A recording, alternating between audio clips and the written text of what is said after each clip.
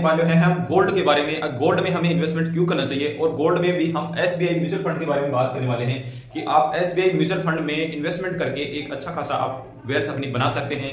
पर तो हमें गोल्ड में इन्वेस्टमेंट क्यों करना चाहिए, आज देख लीजिए कि जैसे आप शेयर मार्केट देखिए लगभग एक साल से डाउन चल रहा है और फिर भी गोल्ड है अपनी गति लगातार बनाए रखे है, यानी वहां पर आपको रिटर्न है वो मिल रहा है, या जो सोने का भाव है वो दिन प्रतिदिन बढ़ता रहता है, कम नहीं होता है, इतना कम भी नहीं होता है। जैसे मान लो शेयर मार्केट जैसे आज के दिन आपको दिख रहा होगा कि गिरता नजर आ रहा है, ऐसा गोल्ड में ज्यादातर नहीं होता है और गोल्ड का भाव दिन प्रतिदिन आप देख रहे हो बढ़ता ही जा रहा है। तो आने वाले टाइम में हमें गोल्ड में इन्वेस्टमेंट क्यों करना चाहिए उसके बारे में बात करेंगे। गोल्ड की खपत क्यों बढ़ रही है और गोल्ड का जो बढ़ने से उनका प्राइस रेट क्यों बढ़ रहा है। सबसे बड़ी बात है कि गोल्ड की जो है मांग कहां हो रही है, गोल्ड का है इन्वेस्टमेंट करने के लिए इसलिए जरूरी है क्योंकि आने वाले फ्यूचर में गोल्ड के और भाव बढ़ने वाले हैं। इसका कारण है कि औद्योगिक क्षेत्र में है गोल्ड का बहुत ज्यादा उपयोग होने लगा है आजकल, क्योंकि पहले गोल्ड का उपयोग इन क्षेत्रों में नहीं होता था, इसलिए गोल्ड का भाव कम था। पर धीरे धीरे जैसे जैसे डिजिटल जमाना आ रहा है हर चीज में गोल्ड का उपयोग होने लगा है। औद्योगिक क्षेत्र में देख लीजिए इलेक्ट्रॉनिक के जो आइटम है आजकल देख लीजिए आपके जो इलेक्ट्रॉनिक आइटम है उनमें ऐसे बहुत से आइटम है जिनमें गोल्ड का उपयोग होता है। तो गोल्ड का उपयोग होगा तो गोल्ड की खपत बढ़ेगी तो उससे उसका भाव बढ़ेगा। चिकित्सा के क्षेत्र में बहुत से ऐसी दवाई हैं जिनमें उनका गोल्ड का उपयोग होता है। स्पेस में मान लीजिए सैटेलाइट वगैरह छोड़ते हैं, उनको टेम्परेचर को मेंटेन रखने के लिए गोल्ड का उपयोग किया जाता है। कंप्यूटर के बहुत से ऐसे उपकरण हैं जिनमें गोल्ड का उपयोग किया जाता है। तो जैसे चिप्स मान लीजिए या ज्वेलरी, सबसे ज्यादा ज्वेलरी में लोग यूज करते हैं पहनने के लिए।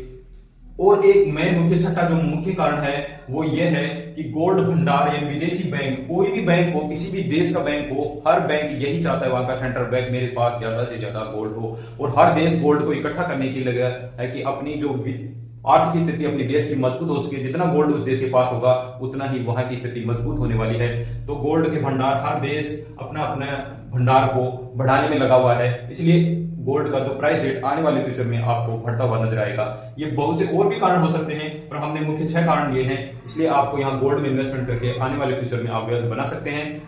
किस प्रकार से आपको इन्वेस्टमेंट करना है और बात भी करेंगे कि गोल्ड का भाव किस प्रकार से बढ़ा है, वो भी सारी बातें करने वाले हैं इसी वीडियो में। गोल्ड के बारे में कि गोल्ड की प्राइस रेट दिन प्रतिदिन आने वाले टाइम में बढ़ने वाली है, तो एक बार बात कर लेते हैं कि 1950 से और 2025 तक गोल्ड का जो भाव है किस प्रकार से बढ़ा है। वहां पर हम राउंड फिगर में लिखा है, हमने कुछ पैसे यहाँ रुपए लिखे हैं। 1950 में आप बात करेंगे तो 99 रुपए, यानी 1950 में जो 10 ग्राम गोल्ड की बात कर रहे हैं हम, 10 ग्राम जो गोल्ड था उसका जो भाव था वो 99 रुपए था 1950 में।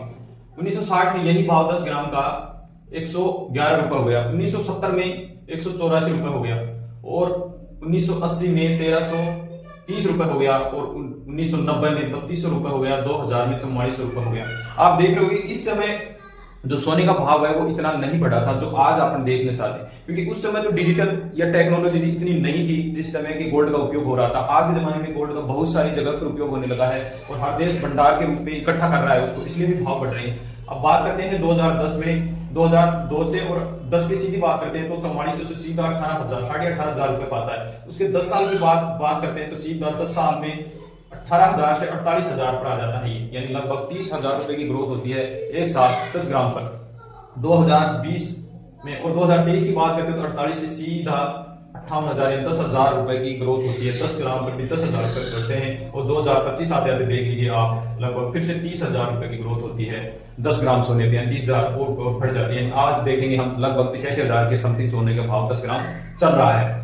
तो आप इस प्रकार से अगर आने वाले फ्यूचर में यही सोना इस तरीके से बढ़ेगा तो सोचिए आप कितना यहाँ पर आपका जो पैसा है वहां पर मल्टीप्लाई हो सकता है, जैसे कि कंपाउंडिंग। आप ये सोच रहे हो कि हमें क्या गोल्ड खरीदना है, परंतु यहाँ पर आपको जो पैसा है वो किस प्रकार से इन्वेस्टमेंट करना है, हम उस फंड के बारे में बात करेंगे कि आपको डिजिटल रूप से वहां पर आप सोने में इन्वेस्टमेंट करेंगे, नहीं कि आपको कुछ सोना खरीदना है। आप छोटे अमाउंट से भी उसमें इन्वेस्टमेंट कर सकते हैं। मान लीजिए आपके पास बड़ा अमाउंट नहीं है, लाख 2 लाख 5 लाख 10 लाख रुपए नहीं है, तो आप छोटे अमाउंट से भी वहां पर इन्वेस्टमेंट करके और छोटे छोटे गोल्ड के रूप में उसमें इन्वेस्टमेंट करके आने वाले फ्यूचर के लिए, और जब चाहे आप इसमें बेच सकते हो, एक सुरक्षित है, ऐसा नहीं है कि कोई डूबने वाला सिस्टम है, जब चाहे आप इसको बेच सकते हो। और सोने का भाव लगभग आने वाले टाइम में बढ़ने वाला ही है। तो आगे बात करते हैं एसबीआई म्यूचुअल फंड के बारे में। गोल्ड म्यूचुअल फंड में इन्वेस्टमेंट किस प्रकार से आपको करना है और उसका परफॉर्मेंस देख लेते हैं, और उसका एक्सपेंस रेशियो वगैरह जो भी देख लेते हैं कि क्या चार्ज लगने वाला है आपका।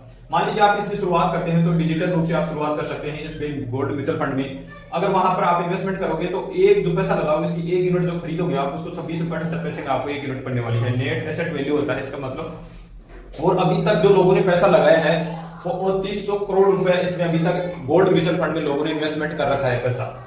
और इसका जो एक्सपेंस रेशियो है, यानी जो एसबीआई का जो मैनेजर है या जो एएमसी है उसका जो खर्चा लेगा आपसे इसको मैनेज करके आपका रिटर्न बनाने की, वो यहाँ पर बहुत ही कम है, 0.1%, 0 पॉइंट में है। एक मान लीजिए 0.1 या 10% के हिसाब से आपको यहाँ पर एक्सपेंस यानी खर्चा देना है। एग्जिट लोड 1% है। अगर 15 दिन में पैसे लगाए हुए आप एग्जिट करते हो तो वहां पर 1% एग्जिट लोड आपको लगने वाला है, उसके बाद में कोई एग्जिट लोड नहीं लगेगा। एक्सपेंस टैक्स स्लैब है, अगर आप जिस टैक्स स्लैब में आते हैं और आप गोल्ड से जो रिटर्न मिलता है आपको कैपिटल गेन होता है उसमें आपको लगने वाला है, परंतु अभी गवर्नमेंट ने बता दिया है कि 12 लाख तक अगर आपका कोई भी आपको बिजनेस से या सैलरी से मिलता है, बोर्ड से मिलता है, तो आपको कोई टैक्स देना नहीं है, तो ये तो आप छोड़ दीजिए। और मिनिमम आप यहाँ से 500 रुपए से भी स्टार्ट कर सकते हैं। 500 रुपए इन्वेस्टमेंट करके भी आप गोल्ड म्यूचुअल फंड में अपना इन्वेस्टमेंट शुरू कर सकते हैं। अगर इससे ज्यादा भी चाहते हैं, लिमिट की कोई है, ज्यादा कितना भी कर सकते हैं, कम से कम 500 रुपए से आप यहाँ पर स्टार्ट कर सकते हैं। 5 परफॉर्मेंस देख लेते हैं, अभी तक इसने कितना रिटर्न दिया है। जब आप देखोगे शेयर मार्केट आज डाउन चल रहा है, उस टाइम में भी 1 मंथ में 8.50% यानी 8.5% का रिटर्न यहाँ पर दिया है। 6 महीने की बात करते हैं तो लगभग 20% का रिटर्न यहाँ पर दिया है। 19.48% का रिटर्न है। 1 ईयर की बात करते हैं तो लगभग 38.40% का रिटर्न है, लगभग 40% के समथिंग यहाँ पर रिटर्न निकल के आया है। और 3 साल की बात करते हैं तो 19% का रिटर्न है। 5 साल की बात करते हैं तो 15% का रिटर्न है।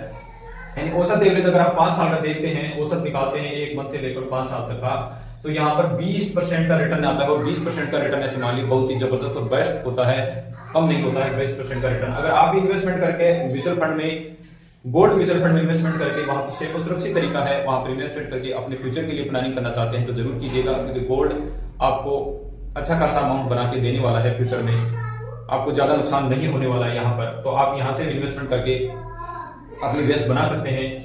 अगर वीडियो में दी गई जानकारी आपको अच्छी लगी हो तो वीडियो को शेयर कीजिएगा, चैनल को सब्सक्राइब कर लीजिएगा। इसी के साथ जय हिंद, जय भारत दोस्तों।